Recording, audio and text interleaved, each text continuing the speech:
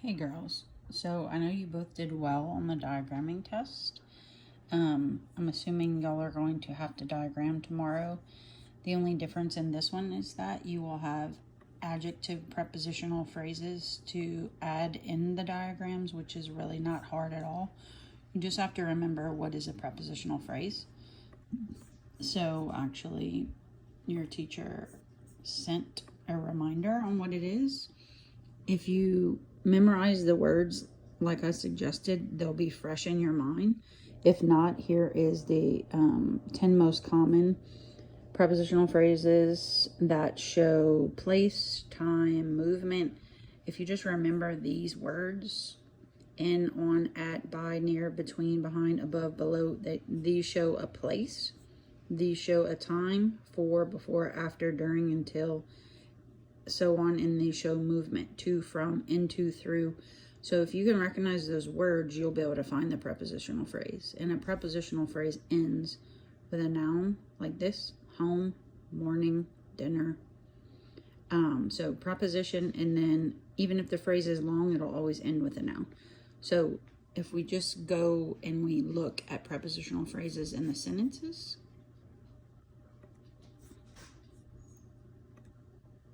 okay, here's your sentence. The first one: the cat with nimble paws jumped quickly. They put a set of parentheses around the prepositional phrase. So you have the first preposition with nimble paws is the phrase. Paws is the noun. It always ends in a noun or a pronoun. So with nimble paws is your prepositional phrase. You already know that the cat is the subject and jumped is the verb, right? Jumped is an action. The cat with nimble paws jumped quickly. They're asking you, what is with nimble paws, the prepositional phrase? What is it describing? Who has nimble paws? The cat. The tall girl from my English class. Here's the prepositional phrase, from my English class. Who are they talking about? The girl. So who is the object of the preposition? Uncle Cam with the lake house, there's your phrase, invited me yesterday. So who has the lake house? Uncle Cam. A crowd of elephants, here's your prepositional phrase, stamped loudly. So what is this describing? Of elephants, the crowd. I don't know if you'll have to do that on your test or not, but I do know you'll have to diagram for sure. So the first thing you want to do is find the prepositional phrase and then decide what it's describing if you have to do that on the test. Finding the prepositional phrase should be easy for you if you remember the preposition. So I suggest memorizing those. So let's look at an example of one diagrammed. Okay, let's go to this one. The cat with nimble paws jumped quickly. Okay, with nimble paws we decided is a prepositional phrase.